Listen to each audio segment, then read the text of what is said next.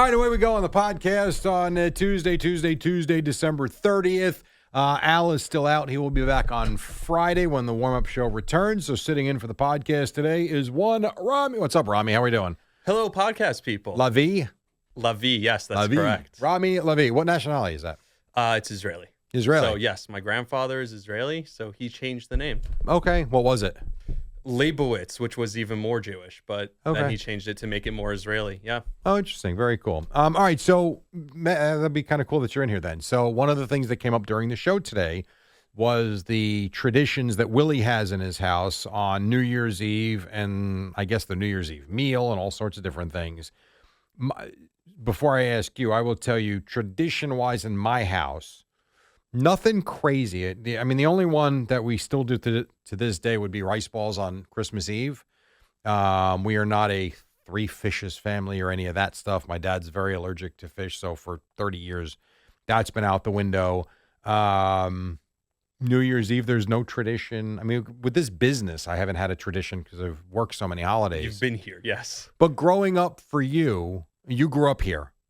I grew up here and then in Israel and then back in Maryland. So I've No been all kidding. over the place, yes. So how old were you when you lived in Israel? How old were you? I was for all of grade school from basically Wow. first through 12th grade, yeah. Never knew that. Yep. Holy crap. I know, it's pretty crazy. So what would be some Israeli traditions then that you grew up with? Well, I grew up in a very traditional Jewish home. So all the traditions I grew up with were around religion, really, and Jewish traditions. Mhm. So, I mean, you're talking from Hanukkah to Passover, every single Jewish holiday was celebrated. And so that includes, big meals with lots of family. It was funny, I joked about this stuff with my family on the show today.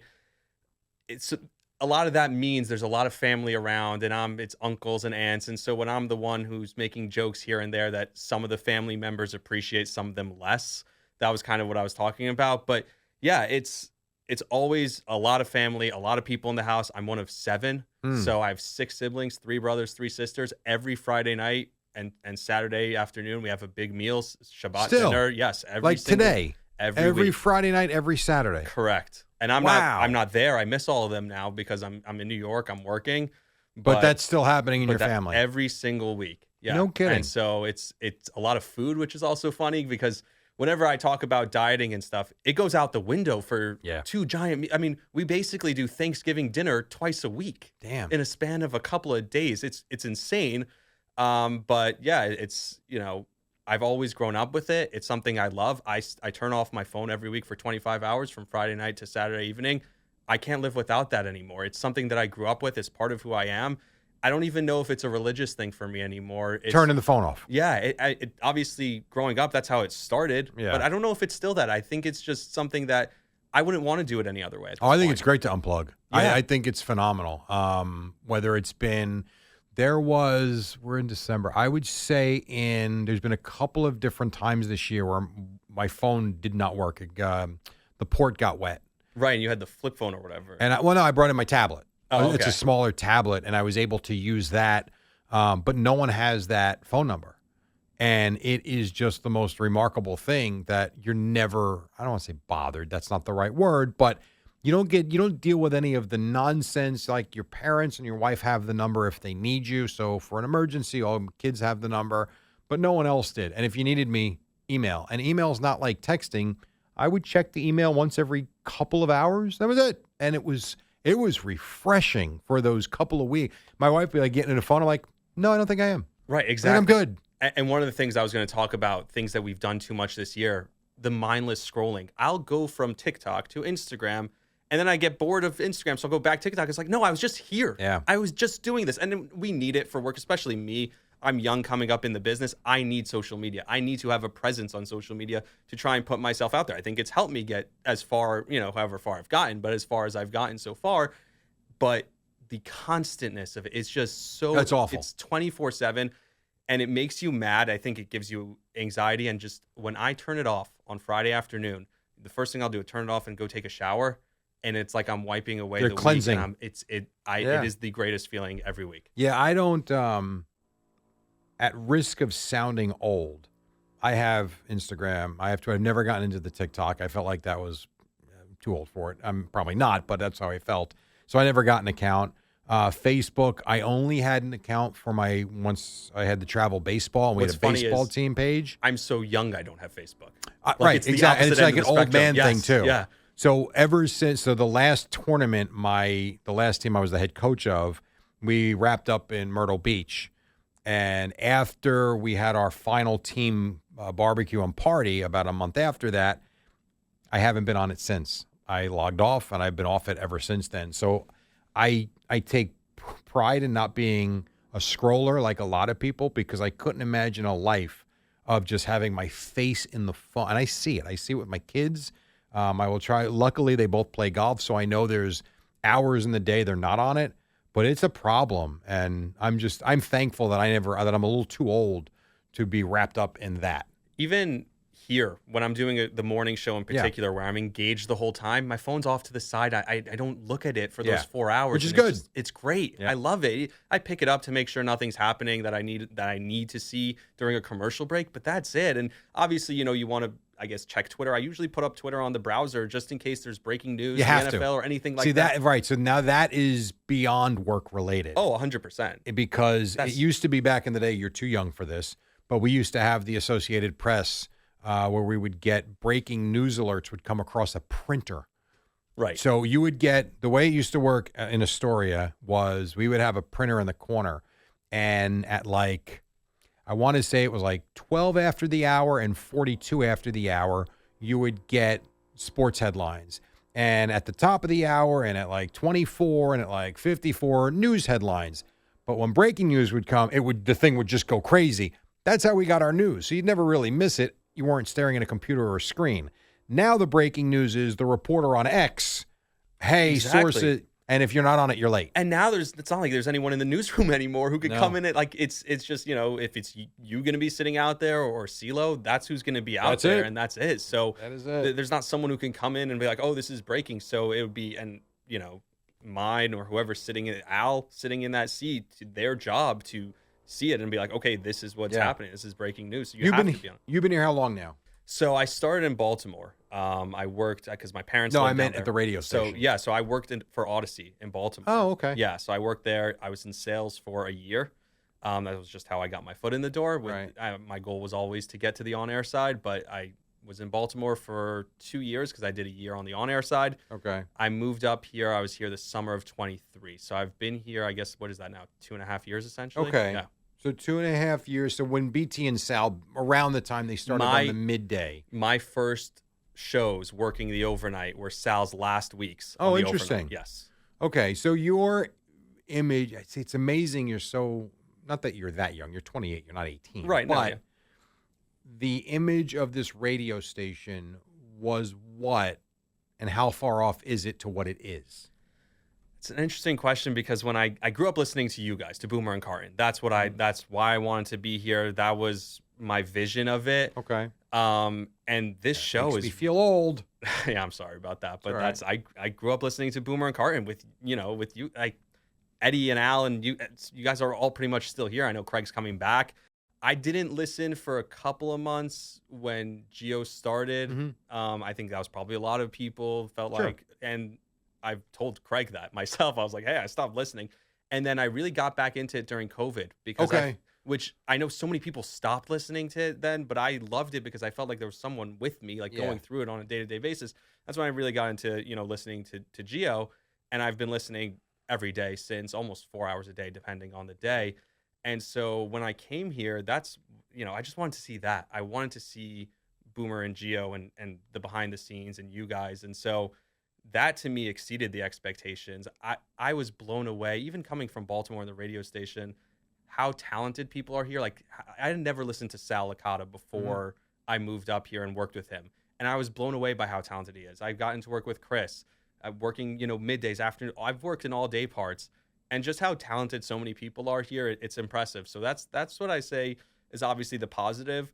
There's negative things, of course, that, you see things of how places run. That's business, unfortunately. Yeah, exactly. So there's that side of it. But I've really, the number one thing that stands out is just there's so many talented people here. It's funny because you started listening when Boomer and Carton were a thing. So now picture this. when I first started here, long time ago in 1997, you see what a skeleton crew we kind of are now, and the radio station has been pared down. It's different. The business has changed, and it's a lot of digital now as opposed to just radio. But you talk about the vibe of a place. So when I started, you had Imus in the morning, and you were talking about a crew of like 9 people, maybe even 10 people for that show, just for that program. And that program, would go on from 6 to 10. The best of Imus would start at 5:30. You had the 2 guys in the control room. You had an intern. Imus had an assistant. They had a tape op. They had a news writer. It was crazy. They had 2 comedians that came in. They would do skits. The workday did not end at 10 o'clock when they were done. It was just starting. They would be in the back Imus production studio where they would be, brainstorming and coming up with ideas and parodies. They'd be there till 2 o'clock a lot of days. Imagine the guys staying after 10:01. Oh, for sure. Well, going to play golf. There were times. So back in the day, the midday show was 10 to 1. Mike and the Mad Dog was 1 to 6:30. Right. There were times that midday show would end at 1, and the Imus crew, a lot of them are still there, just a different time. And so you think of that, and then you think of, the way it was with Mike and Chris coming in, and you had, big egos. It was everything I thought it was. And watching what it's become and the change over to digital, for me, is really odd. That it feels like, and I get it, it's the way of the world and YouTube and all the social media. It feels like radio is now just a form of digital media, and things are changing rapidly. Well, again, coming at it from 2 perspectives. One, just younger. And then the other one, I sold this stuff, right? I was in Baltimore. I was selling digital content. I was selling podcasts. And I've talked to Olive about this. Like, everything should feed each other. And I've had those conversations with Gio also, where it should all be feeding each other. And I listen to some of the biggest sports podcasts and the way they sell things, and everything's a show bit. Even the commercials, quote unquote, that are pre-recorded are show bits, are the voices on the shows. Like, if it were in a perfect world, if I were doing this, I would have you and Al doing voices for the commercials, whatever it is, because that all plays into it's all content.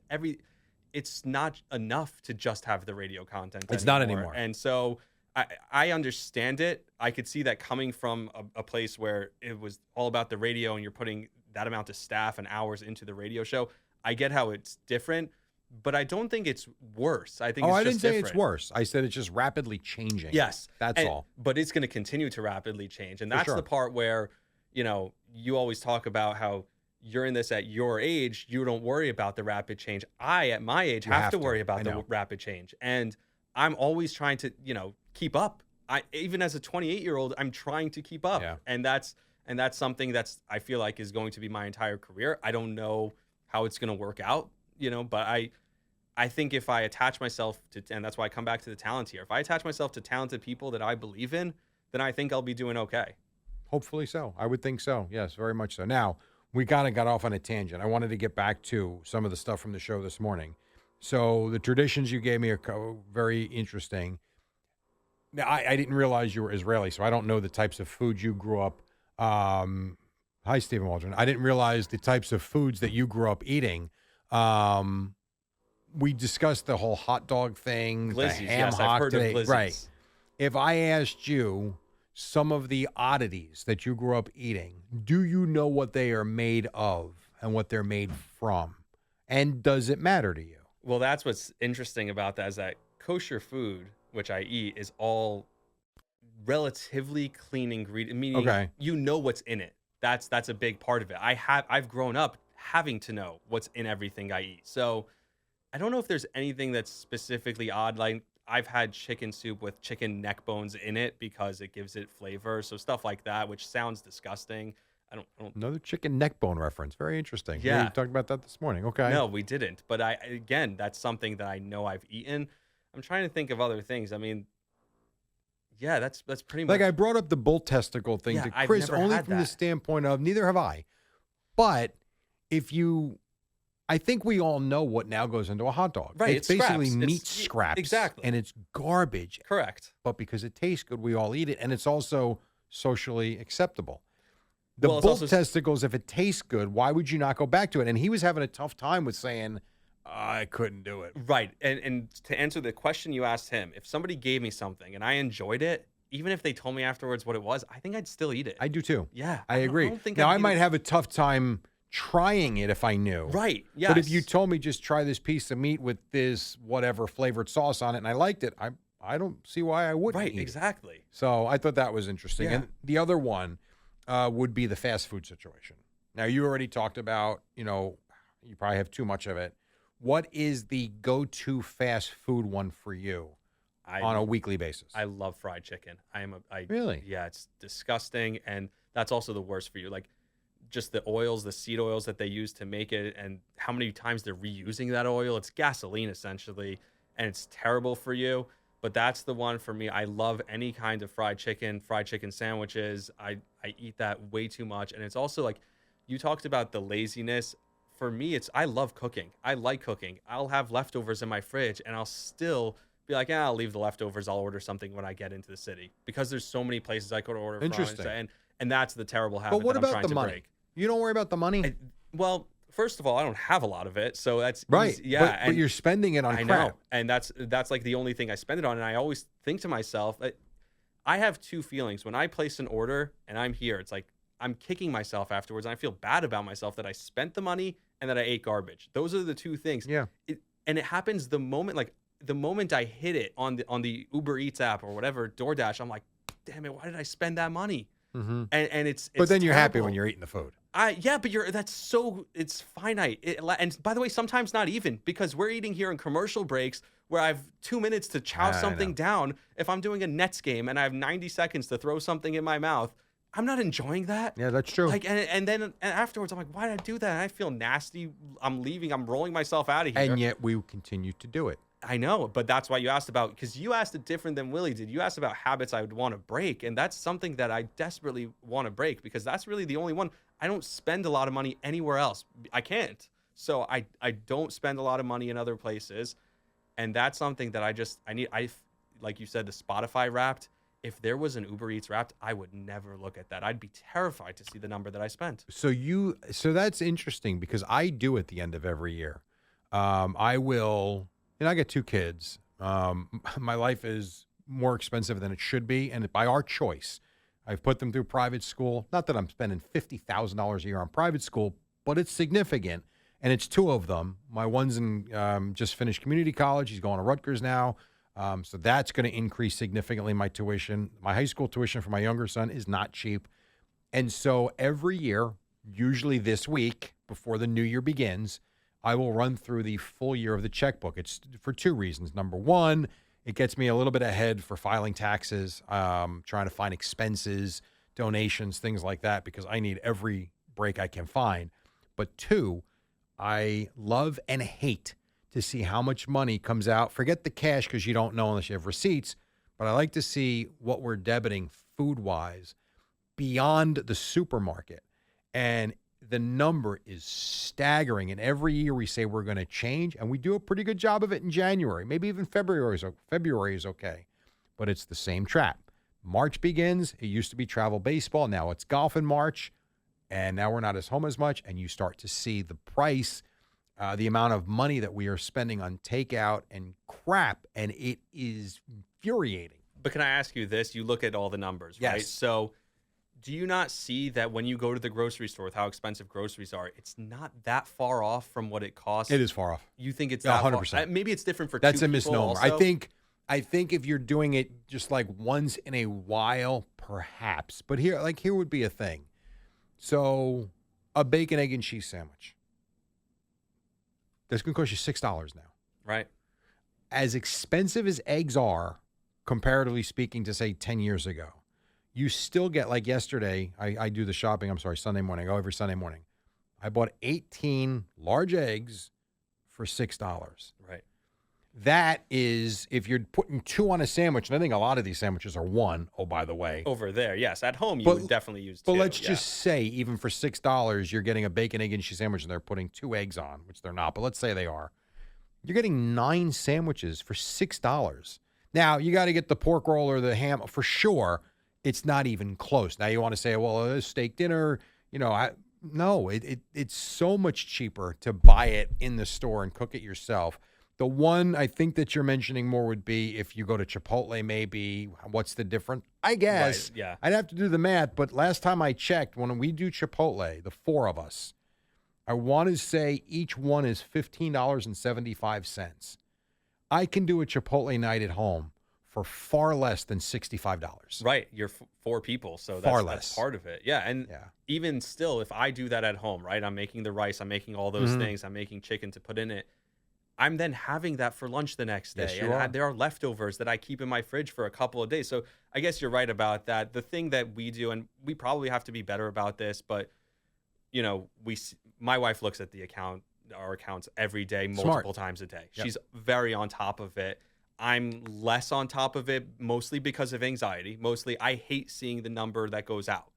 But we know what we're putting away. We know how much we're spending, and we know how much is coming in. So as long as I know that and I'll always ask her, I'm like, just tell me.